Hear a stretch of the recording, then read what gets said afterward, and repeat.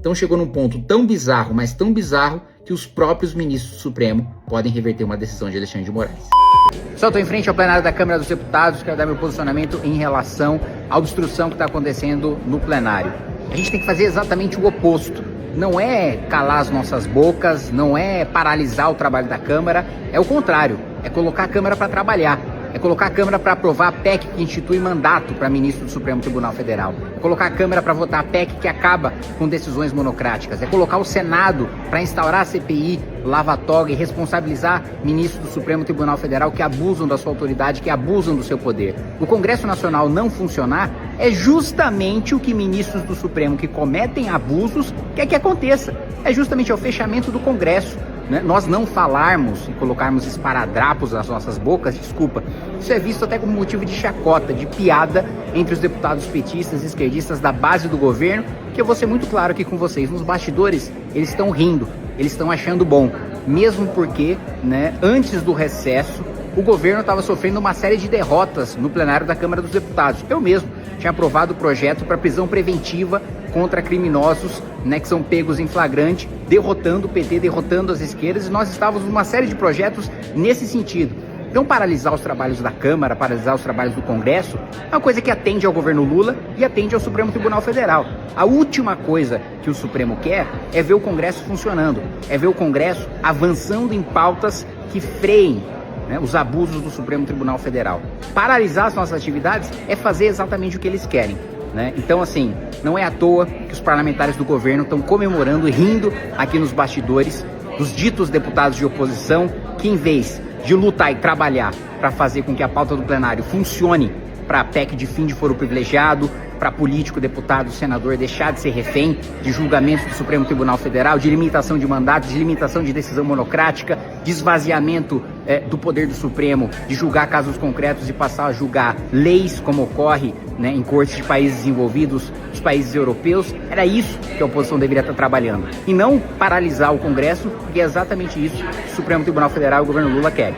Ministro Alexandre de Moraes pode ter que revogar a prisão domiciliar de Jair Bolsonaro por causa dos seus próprios colegas ministros do Supremo Tribunal Federal, que até agora sempre suportaram e referendaram as suas decisões por unanimidade, consideraram um abuso a prisão de Jair Bolsonaro. Eu não sou bolsonarista, eu não serei bolsonarista. Se Bolsonaro fosse candidato, eu não votaria nele nas eleições, como não votaria no Lula, enfim, vocês conheceram a minha postura nas últimas eleições, Considero Bolsonaro um inimigo político, mas não é por isso que eu vou fechar os olhos para um abuso. Eu já tinha dito quando foi decretadas as cautelares contra Bolsonaro de que era um abuso, era ilegal e era inconstitucional, porque não havia risco de fuga, porque não havia risco ao processo. O processo já está em fase de alegações finais, as investigações já acabaram, a acusação já apresentou sua última peça, a defesa está apresentando a sua última peça, e muito provavelmente Bolsonaro vai ser preso após condenação transitada em julgado. Ou seja, não havia nenhuma necessidade, nenhuma legalidade, nenhuma constitucionalidade nas medidas cautelares. Pois bem, ministro Alexandre I, concede uma cautelar proibindo Bolsonaro de conceder entrevistas. Aí ele volta atrás por causa da péssima repercussão que isso deu na imprensa, apanhou até da Rede Globo, e diz que não, ele pode conceder entrevista, ele pode inclusive discursar em atos públicos, o que ele não pode é publicar vídeos na sua própria rede social. Pois bem, Bolsonaro cumpre a cautelar. Em casa, numa chamada de vídeo, ele discursa para uma manifestação. E isso é o motivo utilizado por Alexandre de Moraes para decretar sua prisão domiciliar. Mas peraí, o próprio despacho de Alexandre de Moraes, poucos dias antes, dizia que ele podia discursar e podia conceder entrevistas. Ou seja, é uma tentativa apenas desesperada do ministro Alexandre de demonstrar força no momento que ele está extremamente acuado e no momento em que o governo americano avança, inclusive, sobre os ativos do escritório de advocacia da sua esposa, que para mim já é uma bizarrice, esposa de ministro do Supremo poder ter escritório de advocacia. Mas enfim, numa tentativa de demonstrar força, acaba mostrando desespero.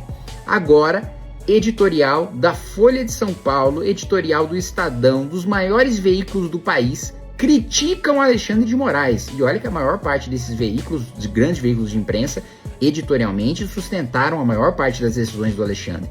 E agora criticam a ponto de vazar para Mônica Bergamo que boa parte dos ministros do Supremo estão basicamente chegando no Alexandre e falando, olha, ou você volta atrás nessa prisão do Bolsonaro, ou ele vai recorrer e quando chegar pra gente votar, nós vamos te obrigar a voltar atrás. Então chegou num ponto tão bizarro, mas tão bizarro, que os próprios ministros do Supremo podem reverter uma decisão de Alexandre de Moraes.